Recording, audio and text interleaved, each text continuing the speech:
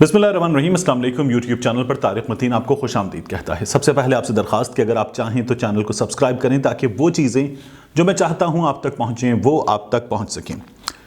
Opposition ने अपने एहतजाज का जो पहला मरहला था उसे मुकम्मल कर लिया है। इस पहले मरहले में उन्होंने 3 बड़े जलसे करने का ऐलान किया था। 3 जलसे कर लिए हैं। ये जलसे कितने बड़े थे, कितने कामयाब थे, कितने नाकाम थे, इस पर डिबेट है। अपोजिशन कहती है अजीम शान जलसे थे, ऐसे जलसे मुमकिन नहीं है। हुकूमत कहती है जलसे नहीं थे, जलसी थे, बहुत फारिग थे। इस बारे में दोनों के अपने अपने दावे हैं, दोनों के पास अपने अपने सबूत हैं। इससे आगे का जो मरहला है, फिर उसके बाद उसमें आप देखेंगे पेशावर में, कोयटा में जलसे होंगे, रैलियां होंगी। फिर उससे अगला जो मरहला है उसमें ये लोग इस्लामाबाद की जानिब मार्च करने का इरादा रखते हैं।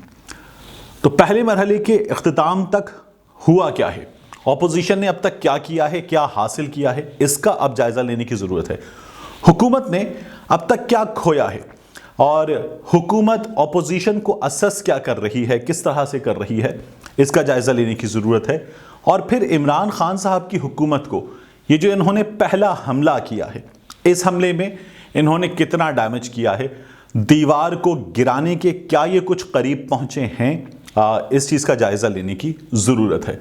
तो 3 जलसे इन्होंने कर लिए हैं और उसके बाद आज अपोजिशन कौमी असेंबली में, सेनेट में बोल रही थी, बात कर रही थी, गरज रही थी, बरस रही थी। हुकूमत उन्हें जवाब दे रही थी।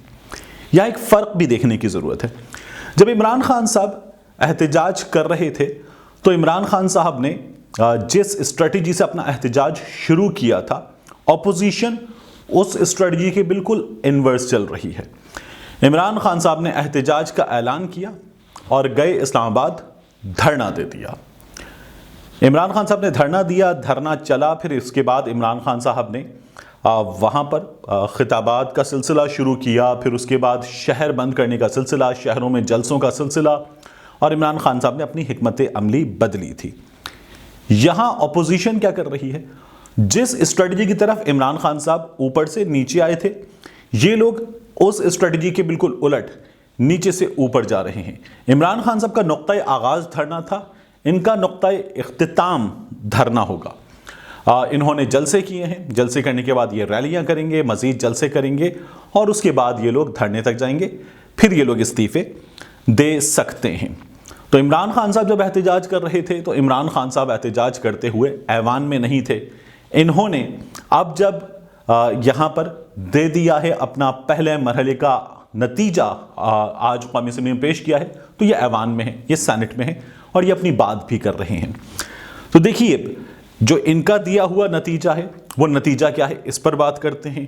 हुकूमत का दावा क्या है और अभी अपोजिशन कहाँ खड़ी है, ये देखना बहुत ज़रूरी है। ख्वाजा आसिफ साहब जो हैं वो ये कह रहे हैं कि इनके दर्जन भर लोग, यानी कि 12 प्लस माइनस आप कर लीजिए, अगर 2 तो ये 14 भी हो सकते हैं, ये 10 भी हो सकते हैं, 15 के करीब, 15-20 के करीब भी अफराद हो सकते हैं अगर मुहावरतन इस बात को लिया जाए, हमसे राब्ते में हैं। और इसके नतीजे में वो ये कह रहे हैं हुकूमत ख़तरे में है, पार्लिमान ख़तरे में है। ख्वाजा आसिफ साहब ये बातें कर रहे हैं।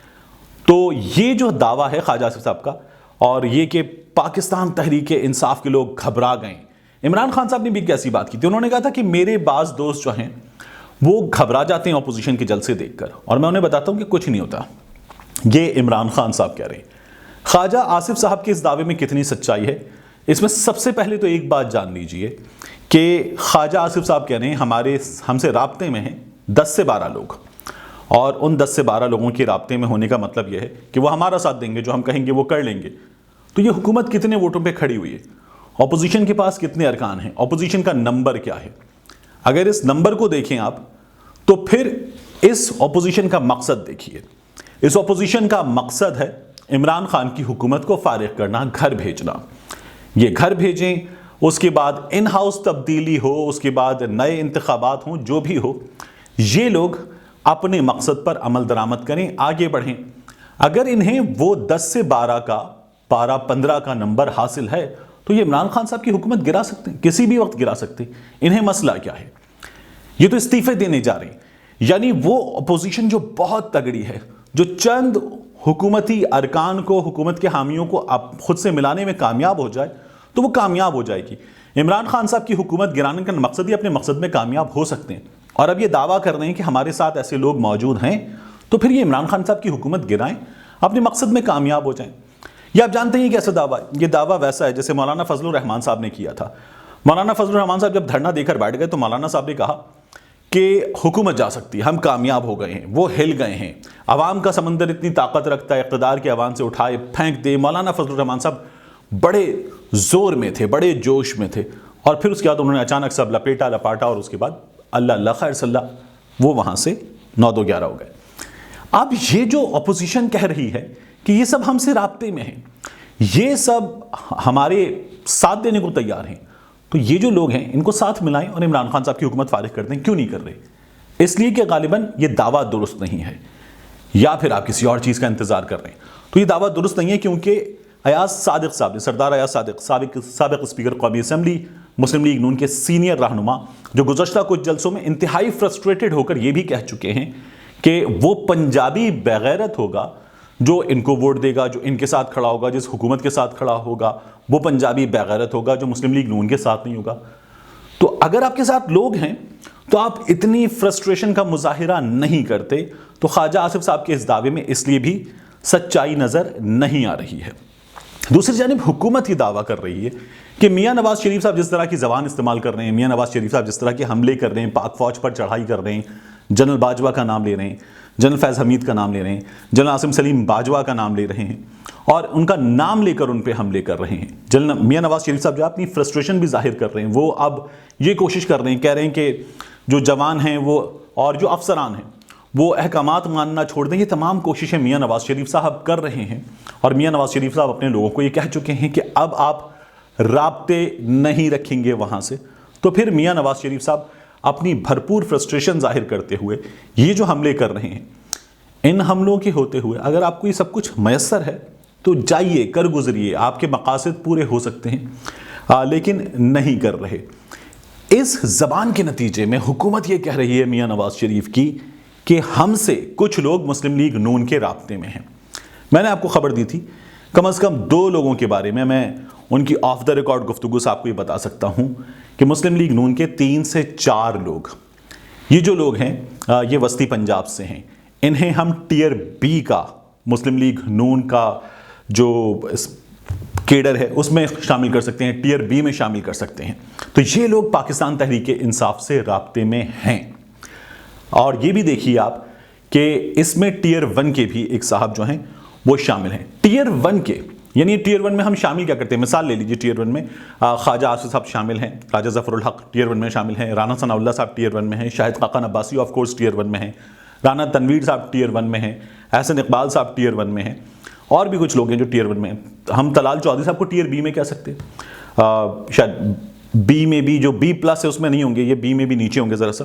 تو بہرحال یہ جو ہے کچھ سلسلہ ہے مسلم لیگ نون کی۔ اگر ہم ان کو ٹیئرز میں ڈیوائیڈ کریں تو مسلم لیگ نون کے ٹیئر 1 کے 2 سے 3 لوگ جو ہیں وہ میاں نواز شریف صاحب تک یہ انڈائریکٹلی پیغام پہنچا چکے ہیں، یا ان کا پیغام پہنچ چکا ہے کہ میاں صاحب جو آپ کر رہے ہیں اس سے بڑی پریشانی پیش آ رہی ہے، بہت مشکل پیش آ رہی ہے، آپ کی اس لینگویج کے نتیجے میں سیاست کرنا مشکل ہو جائے گا۔ ہمیں ہمارے حلقے میں بعض لوگوں نے کہہ دیا ہے کہ جناب یہ میاں صاحب غلط کر رہے ہیں، یہ ٹھیک نہیں کر رہے، یہ عوام نے ہمیں بتا دیا ہے۔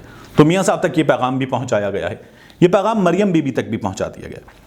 ان سے پوچھا کہ کیا کرنا چاہتے ہیں آپ، تو انہوں نے یہ کہا ہے کہ دیکھیں جو میاں صاحب نے کہہ دیا ہے، ہم نے زندگی مسلم لیگ نون کو دے دی ہے، اس جماعت کو دے دی ہے، اور جو ہمارا موقف ہے جتنا سخت ہے، ہم مسلم لیگ نون سے الگ نہیں ہو رہے۔ ہم جب آپ اس سے آگے بڑھیں گے اپنی زبان کے استعمال میں تو ہم آپ سے بھی الگ نہیں ہو رہے۔ ہم یہ اعلانیہ طور پر نہیں کہہ سکتے کہ ہم آپ سے الگ ہیں، ہم جو ہے وہ آپ کی لائن کو فالو نہیں کریں گے، لیکن ہوگا یہ کہ ہم پھر فالو نہیں کریں گے، ہم جان چھڑائیں گے، ہم کبھی ایبسنٹ ہو سکتے ہیں، کبھی کسی مصروفیت میں ہو سکتے ہیں، ہم خود یہ زبان استعمال نہ کریں، ہم یہ کر سکتے ہیں۔ تو کم از کم 2 سے 3 ٹیئر 1 کے لیڈرز جو ہیں ان کے یہ خیالات پہنچا دیے گئے ہیں میاں نواز شریف صاحب تک۔ ان میں سے ایک صاحب جو ہیں وہ مریم نواز شریف صاحبہ تک خود بھی اپنے یہ خیالات پہنچا چکے ہیں۔ اور میں آپ کو بتاؤں ٹیئر بی کے لیڈرز جو ہیں ان میں سے 3 سے 4 کے بارے میں یہ کہا جا رہا ہے کہ، بلکہ پہلے یہ جان لیجئے کہ جو ٹیئر 1 کے لیڈرز ہیں، ابھی ہمیں پتہ چلا تھا کہ احسن اقبال صاحب ہیں، رانا تنویر صاحب ہیں، خواجہ آصف صاحب ہیں، 3 سے 4 لوگ یہ گئے تھے نیب میں جب میاں شہباز شریف صاحب ابھی موجود تھے، تو یہ جا کے میاں شہباز شریف صاحب سے مل کر آئے تھے۔ احسن اقبال صاحب نے تو میڈیا پر آ بھی چکا، تصدیق بھی کر دی ملاقات کی۔ تو جو ٹیئر 1 کے لیڈرز بتا چکے ہیں میاں نواز شریف صاحب کو، مریم نواز شریف صاحبہ کو، کہ اب آپ سے اختلاف تو نہیں کر سکتے، کھل کر میڈیا پر آ کر آن ریکارڈ تو نہیں بتا سکتے، لیکن بڑا مشکل ہو رہا ہے۔ ایک صاحب جو ہے وہاں بھی موجود تھے۔ تو یہ مسلم لیگ نون کا حال ہے۔ اگر میں آپ کو بتاؤں پاکستان تحریک انصاف کے بارے میں، تو پاکستان تحریک انصاف جن لوگوں کا دعویٰ کر رہی ہے ان میں الیکٹیبلز جو ہیں وہ 3-4 لوگ تو شامل ہیں جو پاکستان تحریک انصاف سے رابطے میں ہیں۔ وہ لوگ بلکہ پارلیمنٹیرین کہنا چاہیے، الیکٹیبلز نہیں، یعنی جو پارلیمان میں موجود ہیں، جیت چکے ہیں الیکشن 2018 کا۔ لیکن وہ لوگ جو الیکٹیبلز میں شامل ہوتے ہیں، جو الیکشن نہیں جیت سکے تھے، ان میں سے ایک آدھ ایسے جنہیں ٹکٹ نہیں ملا تھا لیکن خود ذرا مناسب اپنے ویٹ میں ہیں، تو ایسے لوگ پاکستان تحریک انصاف سے رابطے میں، اور ان کا یہ کہنا ہے کہ میاں نواز شریف کی اس پالیسی کی وجہ سے لوگ ہم سے متنفر ہو رہے ہیں، ہمیں لگتا ہے اور ہوں گے، مشکلات اور بڑھیں گی، آپ جب کہیں گے ہم آپ کو یس سر کہہ کر آپ کے ساتھ شامل ہو جائیں گے۔ یہ پاکستان تحریک انصاف کو انہوں نے بتا دیا ہے۔ تو اس وقت جو دعویٰ ہے مسلم لیگ نون کا کہ ہمارے ساتھ لوگ ہیں، یہ دعویٰ درست نظر نہیں آ رہا، کیونکہ ان کے اپنے لوگوں سے بھی تصدیق نہیں ہو رہی۔ لیکن پاکستان تحریک انصاف سے 3 سے 4 لوگ جو ہیں وہ رابطے میں ہیں، ایسے لوگ جو تگڑے ہیں، الیکٹیبلز ہیں، اور مسلم لیگ نون کی ٹیئر 1 میں کچھ اختلافات کی بھی موجودگی ہے۔ پھر اس کے بعد یہ جو حکومت گرانے کے لیے آگے بڑھ رہے ہیں، اور یہ اختتام، ان کا نقطہ اختتام ہوگا دھرنا، وہاں سے آگے جا کے استعفے دینا، تو اس نقطہ اختتام کے لیے کتنے تیار ہیں، اس پر شدید اختلافات موجود ہیں۔ پاکستان پیپلز پارٹی ان کے ساتھ استعفے نہیں دے گی، بلاول بھٹو کی جماعت استعفے نہیں دے گی۔ ابھی آپ نے دیکھا تھا ایک موقع پر مولا بخش چانڈیو نے یہ کہا ایک ٹی وی پروگرام میں کہ عمران اسماعیل صاحب کہہ رہے ہیں کہ گورنر راج لگ سکتا ہے، پی ٹی آئی والے کہہ رہے ہیں گورنر راج لگ سکتا ہے، ہماری حکومت جائے گی تو کیا ان کی حکومت رہے گی؟ ہماری حکومت نہیں جائے گی۔ تو یہ حکومت میں رہنے کے لیے، پارلیمان میں رہنے کے لیے پاکستان پیپلز پارٹی کی سنجیدگی کا عالم ہے کہ وہ کہتے ہیں نہیں جائیں گے۔